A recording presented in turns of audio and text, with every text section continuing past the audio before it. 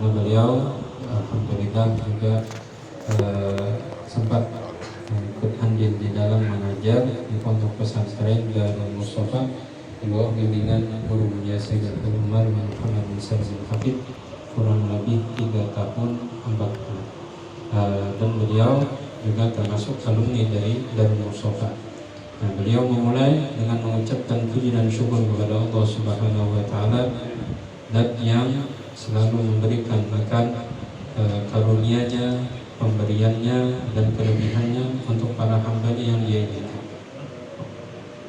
ونسأله سبحانه وتعالى أن يوفقنا وإياكم لكل خير ويجعلنا وإياكم من أهل الخير ويميتنا على كل خير.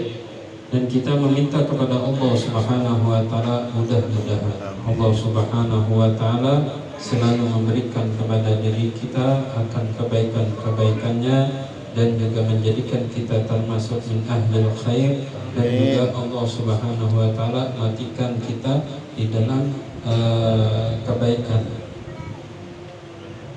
نشكر حضرة المكرمين والمحترمين صاحب المجلس وكذلك من حضر من الحبايب والشرايف جميع الأساتذة والحجاج وجميع الأساتذة والحاضرين والحاضرات كل باسمه وصفته. بارك الله في الجميع وحفظ الله الجميع وأسعد الله الجميع آمين يا رب العالمين. Kemudian beliau mengucapkan ribuan terima kasih kepada sahibul bait, sahibul majlis, dan juga seluruh yang hadir daripada habaib dan syaraif, dan juga daripada guru-guru agama dan yang hadir daripada masyarakat atau jiran, laki-laki ataupun perempuan. Mudah-mudahan semuanya diberikan oleh Allah Subhanahu wa taala akan keberkahan, dan juga Allah taala jaga selalu, dan juga diberikan Allah Subhanahu wa taala kebahagiaan dunia dan akhirat. Inna ta'alluq bil anbiya wal mursalin was salihin wa ali baitillah ali bait Rasulillah min a'zam al a'mal al muqarribah ila Allah. Sesungguhnya, kata beliau, ta'alluq hati atau berhubungnya hati atau cintanya hati kepada para nabi-nabi, kepada orang-orang saleh, kepada keluarga Nabi kita Muhammad sallallahu alaihi wasallam, ini adalah paling afdal amal, paling besar amal yang akan menyampaikan kita atau mendekatkan kita kepada Allah Subhanahu wa taala. Kullukum ya'rif qissat ashab al-kahf. Mungkin bubuhan pian semuanya, kata beliau, pasti hafal atau tahu apa cerita Ashabul Kahfi. عندنا بل عند الجمهور أن الكلب نجاسته مغلظة. Sedangkan kita tahu bahwa sepakat para ulama, indal jumhur, ulama kebanyakan mereka sepakat bahwa anjing itu apa termasuk najis yang besar, yang mughalladhah. لو أصابت الإنسان في ثوبه أو بدنه نجاسة من الكلب يجب عليه أن يغسل تلك النجاسة 7 مرات إحداهن بالتراب. Yang mana apabila ada najis dari anjing mengena kepada salah satu dari badan kita atau misalkan benda kita, maka apa? Wajib kita membersihkannya itu dengan cara membasuhnya 7 kali dengan banyu, salah satunya dengan dicampur tanah. لكن هذا الكلب الذي ذكر في القرآن كرم. Tapi anjing yang ada disebutkan di dalam Al-Quran, dia mendapatkan kehormatan, kemuliaan dari Allah. وعظم. Bahkan dapat apa? Kemuliaan dan juga keramahan dari Allah. وهو كغيره من الكلاب الذي نراها الآن. Padahal anjing yang disebutkan Allah Subhanahu wa taala di dalam Al-Qur'an itu anjingnya sama aja Presiden dengan anjing-anjing yang ada di tempat kita yang kita lihat di jalan-jalan. لكن لما صحب هؤلاء الأقوام المحبوبون عند ربهم صار محبوب. Akan tetapi di saat anjing ini yang disebutkan di dalam Al-Quran, dia hatinya dan dia hidupnya bersama orang-orang yang di sisi Allah Subhanahu wa taala termasuk orang yang dicinta. وأصبحنا نتعبد الله بتلاوته وبذكر هذا الاسم. Maka anjing itu apa? Dia mendapatkan derajat yang tinggi, bahkan kalimat al-kalam yang mana disebutkan di dalam Al-Quran di setiap kali kita membaca akan kalimat itu, di saat kita membaca Al-Quran kita pun dapat pahala.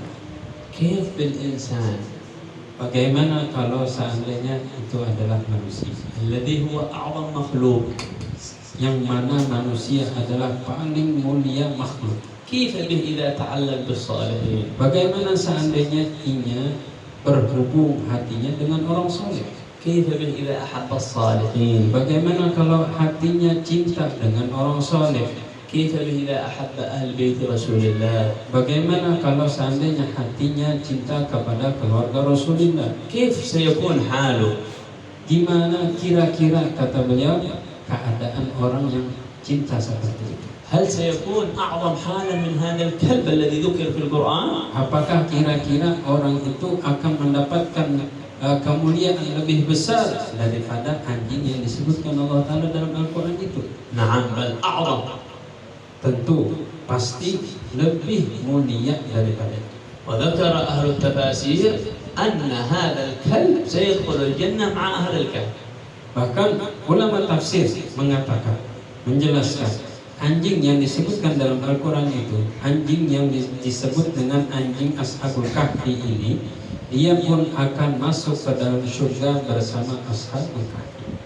مثال آخر, هذا مثال لحيوان. Ini adalah perumpamaan kepada binatang يتنفس, yang mana dia pun juga bernafas, يأكل ويشرب. makan dan minum. مثال آخر أعظم من هذا, Ada percontohan yang lebih besar lagi dari ini, وهو مثال لجمال. yang mana adalah percontohan ini, perumpamaan di dalam masalah kecintaan ini adalah kepada sesuatu benda mati. ليست له روح. Benda mati kita tahu kadang memiliki ruh. تعلق بأعظم ذات عرفتها الأرض بل عرفها الكون. Yang mana ini benda mati, dia cinta atau berhubung dengan paling mulia makhluk, maka menjadikan dia terkenal bahkan seluruh dunia. وهي كما ذكر أهل السير ذات الجذع الذي حن للحبيب. Siapa itu? Apa itu bendanya? Yaitu adalah seperti mana diceritakan oleh para ahli sejarah, batang kurma yang mana dia menangis merintih karena terpisah dengan kekasihnya Nabi Muhammad sallallahu alaihi wasallam. الجذع هو عبارة عن ساق نخلة قد يبس وقد جف. Kita tahu batang kurma namanya batang, terkadang dia bagus, kadang juga bisa kering. كان منبر رسول الله ملتصق به, فكان رسول الله إذا خطب يمسك به. Yang mana biasa Rasulullah SAW apabila santai duduk kadang bersandar, kadang juga di saat beliau khutbah itu pasti memegang batang kurma ini. ثم بعد ذلك النبي أبعد المنبر إلى مكان بعيد قليل من الجذع. Kemudian pas ada suatu beberapa saat kemudian Rasulullah SAW dibikinkan akan mimbar baru, mimbar hanya, lalu beliau pun naik di situ dan jaraknya cuma berbeda sedikit, artinya jaraknya kadar jauh benar. جاء رسول الله يخطب المرة الثانية الجذع نظر إليه وإذا به بعيد منه فبكى. Beliau khutbah pertama sudah apa? Pindah ke mimbar yang lain. Pas khutbah kedua beliau memandang ke batang batang kurma ini, merasa akan jauh dia. حتى سمعه الصحابة. Dan mulailah batang kurma ini menangis dengan suara yang keras, bahkan para sahabat yang hadir di saat itu mendengar. وجعل يبكي ويبكي. Dia terus menangis. هذا ليس كلام يعني ادعاء، هذا كلام حقيقة 100%. Ini bukan cerita belaka, tapi ini cerita memang terjadi real. Karena ada riwayat yang sudah menjelaskan, menceritakan itu. قال الصحابة رضي الله عنهم فنزل رسول الله للمنبر وضمه.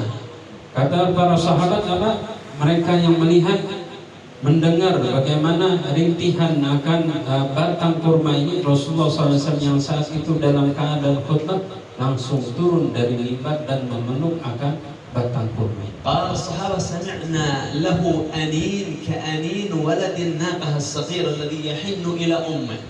Kata para sahabat, kami mendengar suara nangis itu seperti mana bayi yang terpisah akan ibunya, seperti anak onta yang menangis merintih karena terpisah ibunya. قال لما ضم رسول الله هدأ سكت. Kata para sahabat di saat Rasulullah memeluknya langsung seketika terdiam. ثم خيره رسول الله صلى الله عليه وعلى آله وصحبه وسلم. Kemudian Rasulullah SAW pun memberikan pilihan kepada batang kayu. بين أن يجلس الجذع مكانه أو أن يكون مع رسول الله في الجنة. Pilihan itu kata Rasulullah SAW antara tetap berada di tempat ini. Kata Rasulullah kepada batang kurma ini, ikam pilih antara dua, antara tetap di tempat ini atau masuk bersamaku di dalam surga. لا يكون الجذع أذكى منا. Jangan sampai batang kurma ini lebih pintar daripada kita. الجذع اختار الجنة. Batang kurma pun memilih surga. والجمال غير مكلف. Kita tahu benda mati itu tidak difitop, tidak mendapatkan kewajiban apapun. فبشره رسول الله بالجنة فهدى. Tapi Rasulullah pun langsung memberikan isyarat kepada batang kurma ini bahwa engkau nanti masuk ke dalam surga seketika berdiam. وفي هذه الحكاية فائدتان. Di dalam cerita-cerita ini ada dua faedah yang bisa kita ambil. الأولى أن الله يظهر لنا شرف حبيبه والتعلق به، كيف تعلقت به حتى الجمادات.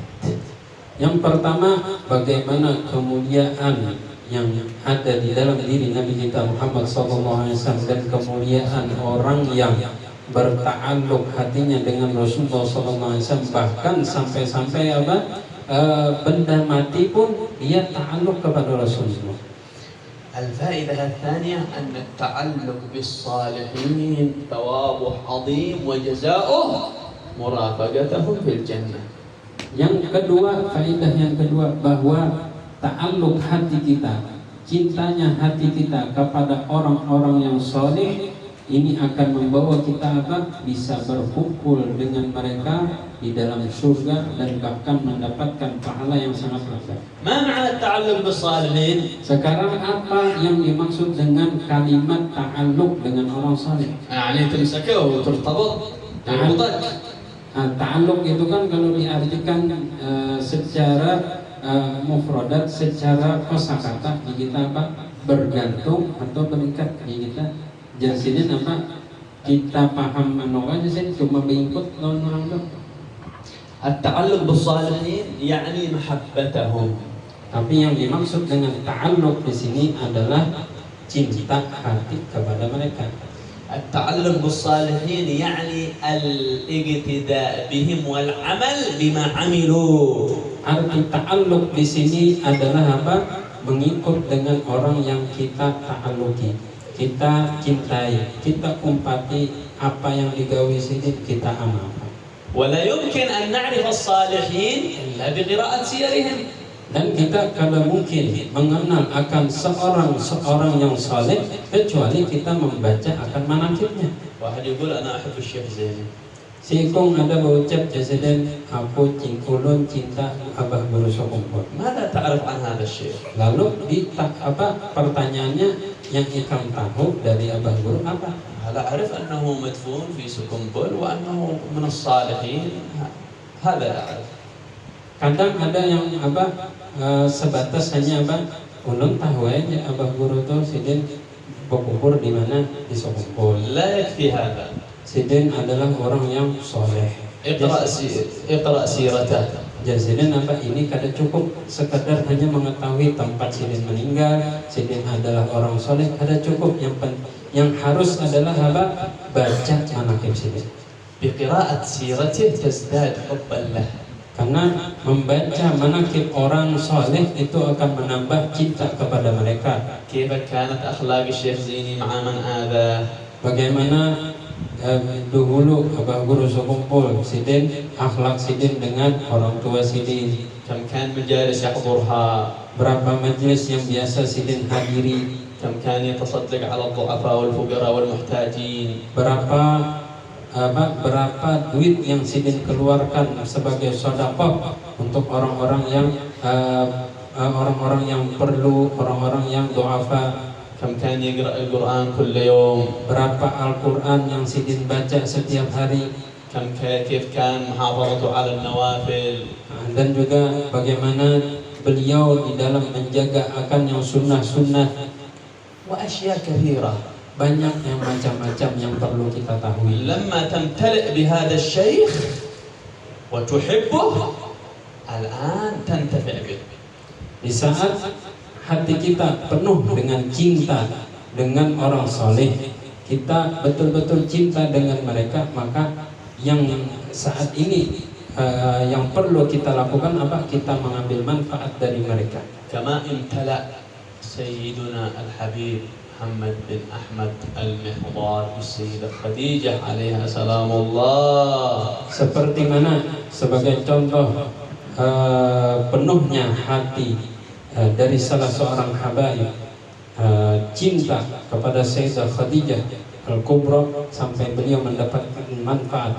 Siapa beliau? Yaitu adalah Al-Habib Muhammad bin Ahmad Al-Muhdar. هذا امتلأ بهذه السيدة. Beliau orang yang hatinya sangatlah cinta dengan Sayyidah Khadijah. وتعلق بها تعلق شديد. Bahkan ta'alluqnya beliau dengan Sayyidah Khadijah itu sangatlah besar. وألف فيها أبيات. Bahkan beliau mengarang akan qasidah-qasidah pujian. وأنشأ فيها اسمه ليلة ال11 رضي الله عن صاحبتها. Dan bahkan beliau yang termasuk awal-awal orang yang mengadakan akan yang disebut dengan Ihda Asyariyah. Ihda Asyariyah itu kita hidup 11 bulan Hijriyah.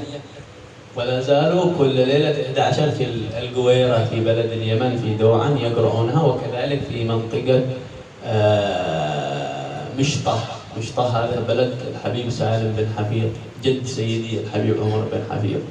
Jadi dari zaman beliau sampai sekarang itu tetap mereka istiqomah melazimi di dalam mengadakan Ihda Asyariyah ini. Manaqiban akan Sayyidah Khadijah Al-Kubra itu di antaranya di tempat beliau sendiri yaitu di Guere. Di Guere itu di daerah Dau'an. Ada juga diadakan di kota Mishtah. Kota Mishtah adalah kotanya pakaiannya guru mulia Sayyidul Hamid Tahlib Salim bin Hafid.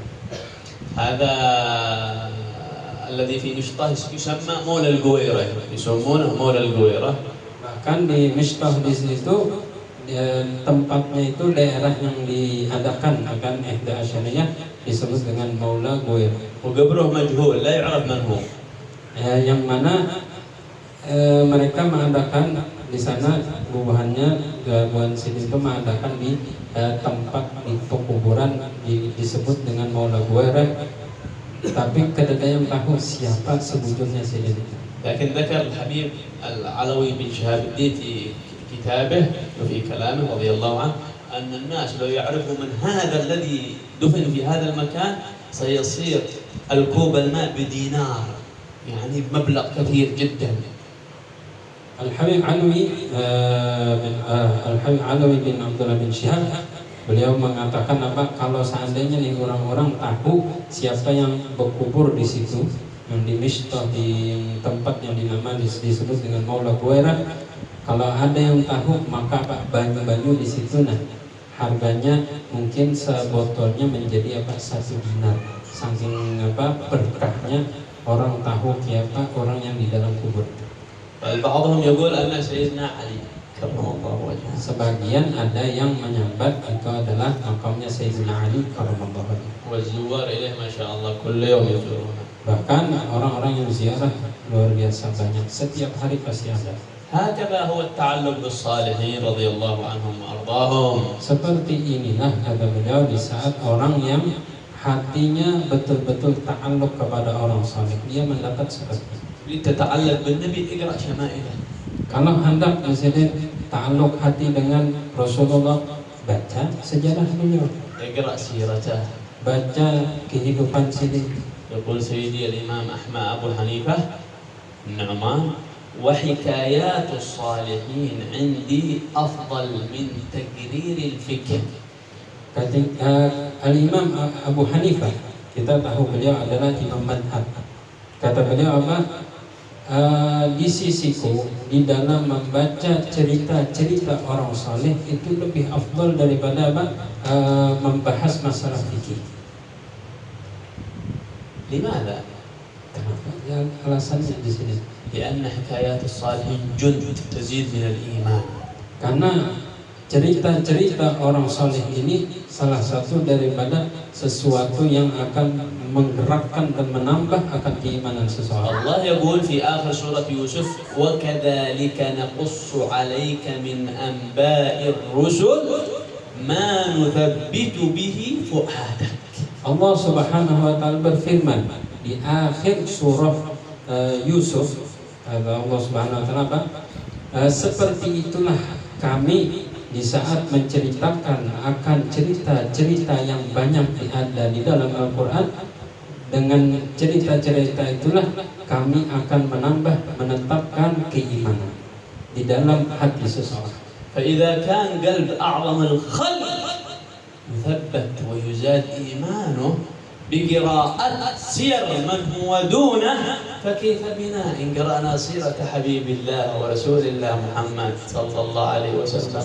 Lalu kita pikirkan, kata beliau, ingin di saat kita membaca manaqib atau sejarah-sejarah para nabi-nabi atau orang yang di bawah mereka, martabat yang di bawah mereka, yang kita dapat adalah apa? Ketetapan keimanan yang ada di dalam hati bagaimana dengan orang yang paling mulia dari mereka semua, yaitu adalah Nabi kita Muhammad SAW.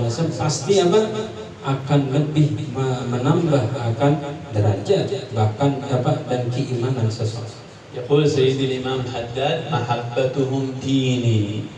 Al-Imam Al-Haddad beliau mengatakan apa? Cinta kita kepada mereka, cinta kepada mereka adalah termasuk daripada agama وفرضي dan sebagai kewajiban وسنتي dan sunnahku وعروتي الوثقى dan bahkan menjadi apa? Pondasi kuat bagi diri, وأفضل ما عندي. bahkan lebih afdal di sisiku daripada sesuatu.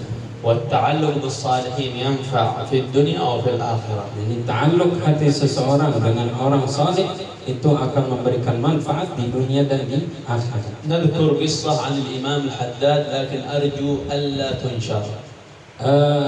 Kami mungkin akan menyebutkan, kata beliau, menceritakan akan cerita Imam Haddad. Ada salah satu cerita beliau itu, tapi Sidin meminta ini ceritanya jangan disebarkan. لأنه ليس كل علم يروى. Karena tidak semua ilmu itu harus diriwayatkan, artinya dikesahkan terus. Kalau setiap kali mendengar lalu berkesah. Nah, jadi في علم يطوى ولا يروى. Ada beberapa ilmu itu cuma dihantarkan tapi tidak diceritakan kelak. لأن مثل الكرامات الكبيرة التي تذكر لا ينبغي ذكرها للناس ونشرها في مواقع التواصل، لأن في أناس يكذبون ويسبون العلماء ويسبون المنهج الذي نحن عليه بسببنا نحن. Bahkan kadang seperti contohnya sendiri karamat-karamat para awliya, karamat-karamat para wali-wali Allah Subhanahu wa taala, ini hal yang kita mendengarkan itu adalah sesuatu yang hanya kita simpan. Jangan ini kita sebarkan ke orang-orang, kita pajang di status misalkan, atau kita sebarkan di Facebook atau di media sosial, yang mana banyak dari orang yang di luar jadi mendustakan hal seperti itu. Bahkan dengan sebab kita menyebarkan seperti itu, mereka menyambati. Nah, jadi yang mengulah orang itu menyambati siapa? Ya kita, karena kita menyebarkan. يقول سيدنا أبو هريرة رضي الله عنه تعلمت من رسول الله علمين.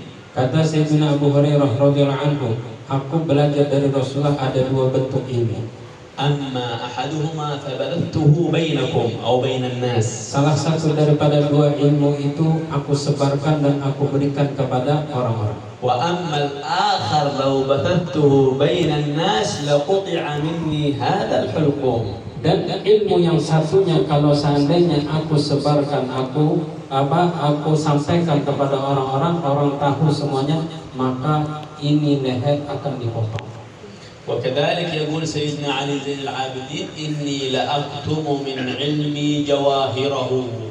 Bahkan Al-Imam Ali Zain Al-Abidin beliau berkata salah satu daripada cucu Rasulullah SAW, kata beliau, ada beberapa ilmu yang aku simpan, yang mana adalah ilmu ini sebagai mutiara. كي لا يرى الحج ذو جهل فيفتتنا. Sekiranya tidaklah melihat akan orang jahil dengan ilmu ini, maka dia akan mendapatkan fitnah.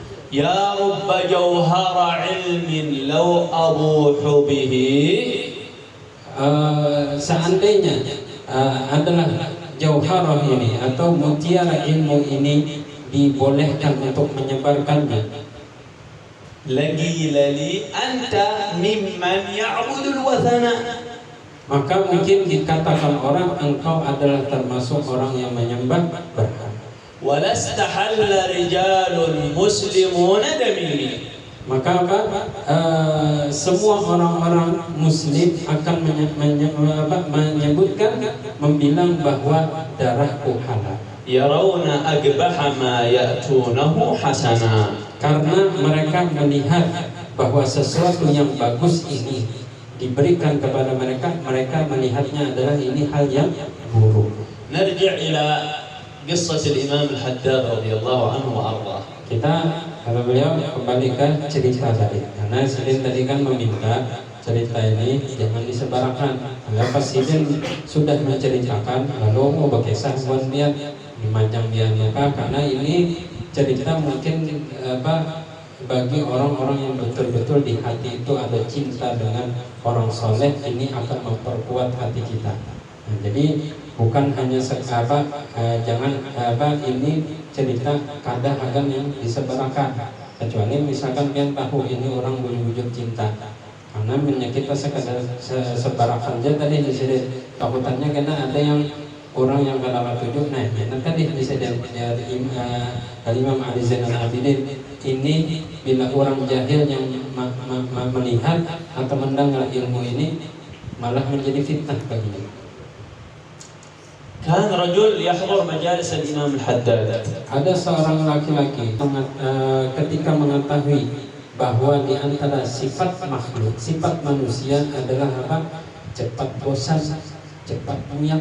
Lalu Allah Ta'ala ulahkan akan jalan menuju kepadanya dengan bermacam-macam dengan berwarna-warni. Wa katsir min as-salihin kanu yutqinun bab yakun al-bab والواسطة الموصلة إلى رسول الله إلى ربه سبحانه وتعالى. Banyak mereka dari para ulama, mereka menekuni akan pintu-pintu yang akan mengarah kepada menyampaikan mereka kepada Allah Subhanahu wa taala.